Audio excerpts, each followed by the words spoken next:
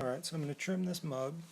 I've got it set up in our Giffen grip, which is a nice little clamping device. It comes in and you spin it, and it comes in and clamps on the side of your cup, holding it in the middle. And what I need to do is get rid of all this schmutz from my fingerprints where I was pulling these off the bat as I was throwing. I think we threw 48 of these, and just instead of having, putting them on bats and taking them off the wheel, I would just wire them off and lift them off, and you end up with some of this fingerprints and some little dents from your fingers pulling them off the bat. So I'm going to carve all that away, put a foot right here, a little bump, and then a recess on the bottom. So I start by carving a little burr away.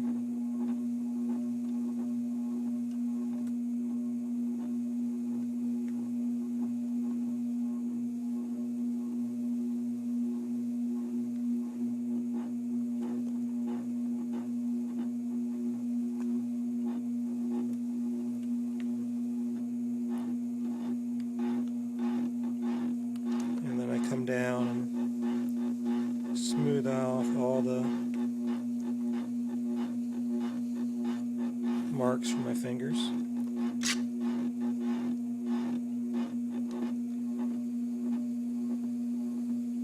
Carve a little recess for what's going to be the foot of the mug.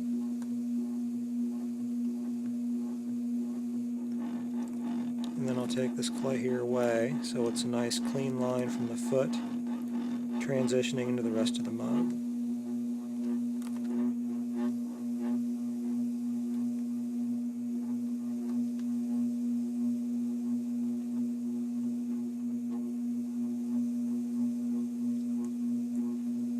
Trying to get it as smooth as I can. I'm going to come back and rib it with a rubber rib. But you want it to be as smooth as you can. Get as few of these little lines you might be able to see there to not be there. These last few cups are getting a little firm. They're not quite as wet as the rest of them were, a little harder to carve.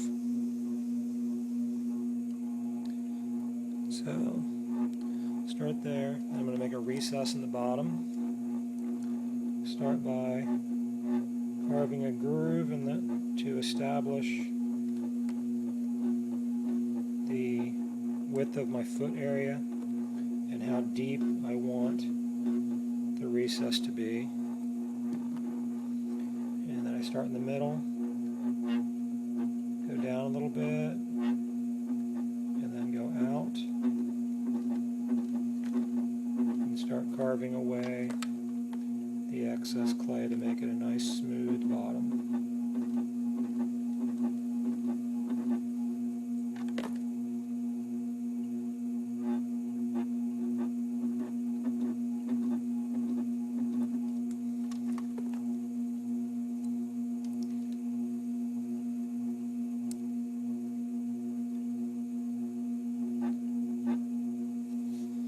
And then in here I'll round these corners off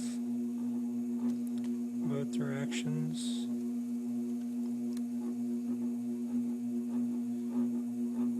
Don't want a sharp corner there, I want it kind of soft and round.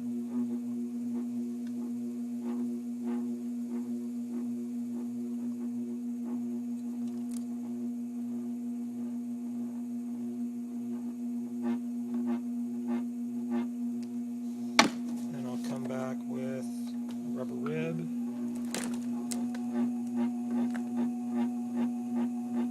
Smooth out all my trimming tool marks.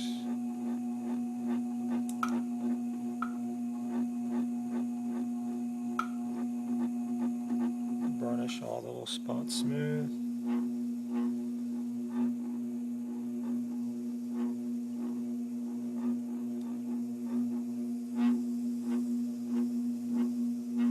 Get rid of all my marks on the side.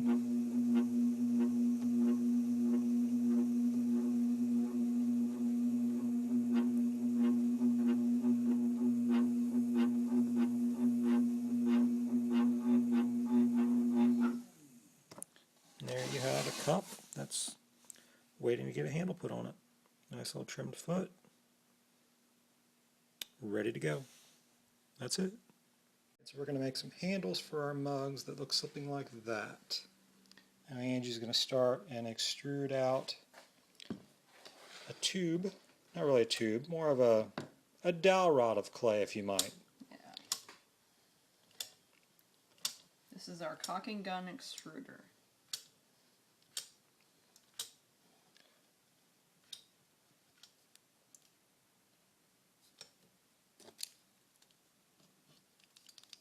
So we're going to start by making 3-inch long.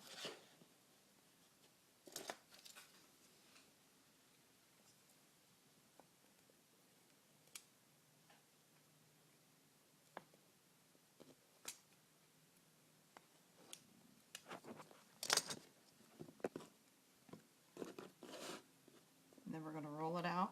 I'm going to taper the ends just a little bit. So you're going to make a little carrot? Yep, make a little carrot.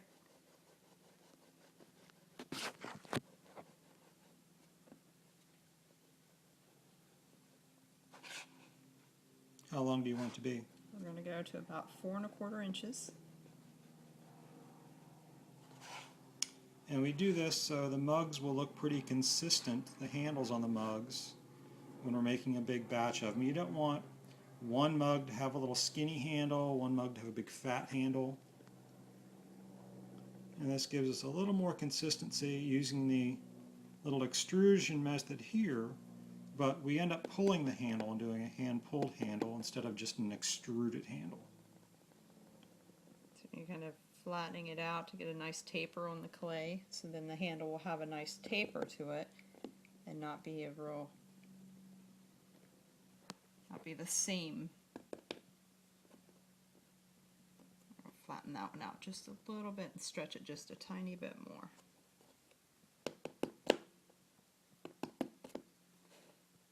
Okay. Now we're ready for Scott. Handles. Here's one of our future Dangerously Spiky mugs that's been trimmed. Now, we're going to put handles on them now. So what I do is I come here and I score a little box. And this is where the upper attachment point is on the mug. And I score it like that. Then I come down and I make another box where the lower attachment point is going to be. And I know just from practice and doing them, that's about where it's going to be.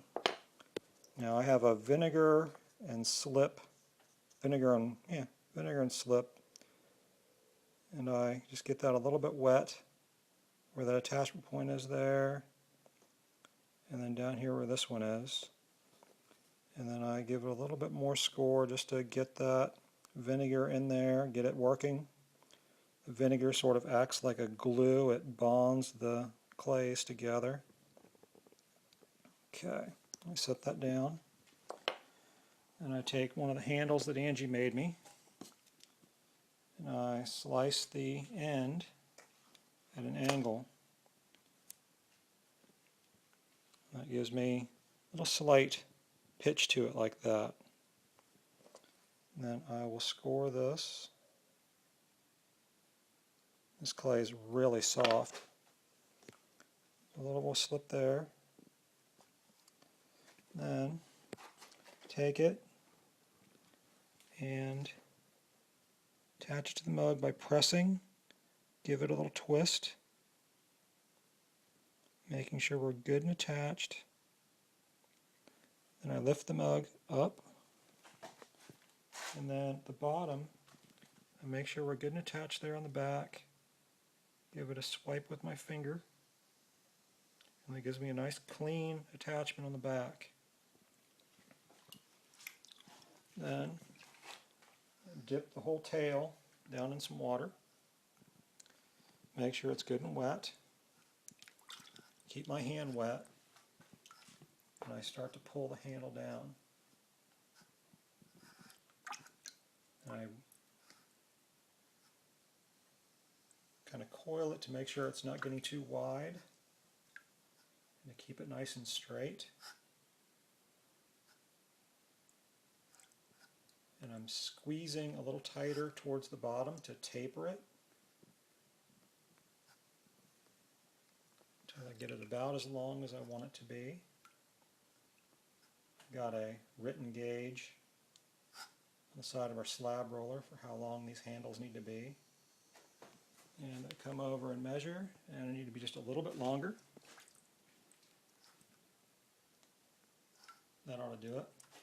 Now, for these mugs, we like a little concave, so I take my thumb and I press in and I lift the handle, just like that. I sound like Jada, just like that. Just like that. All right. Rinse my hand off, dry it on the towel, switch my hand around, take it, make sure we're straight, and then I press the lower attachment point to the mug, this little extra flap, squeeze it together, and then force it back onto the mug.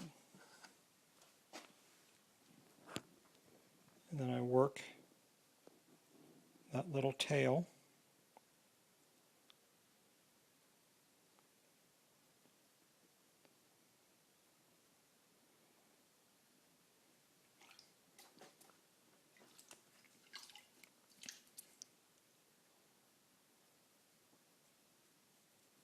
until it's all blended together and nice and smooth.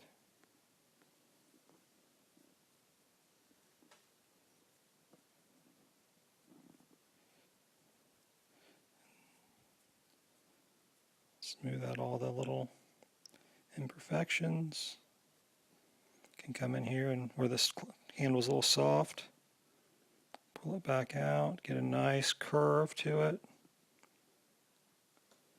And I take a tool and I come up in here and smooth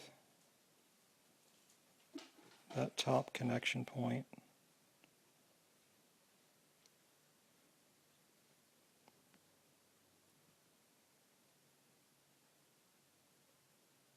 Something like that. There's pretty much a finished handle. Just need to go and do a little final cleanup on it after it firms up a little bit. That's about it. Handle. Very nice.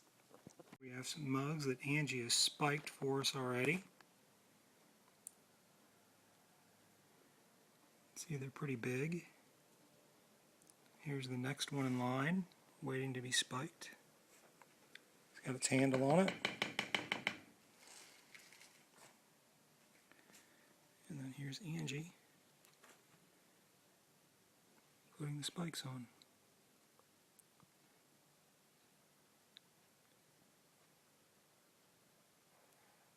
One at a time, spiked as spiky as you'd like.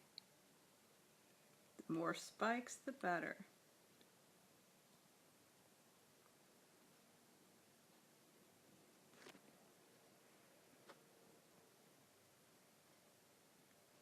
There you go. And this is what they look like when they're done. Ish. Ish. Angie tells me ish. These still need to be bisque fired after they dry for a while. They'll probably dry for at least a week, maybe 2. Then they'll be bisque fired and then glaze fired. Pretty cool little mug.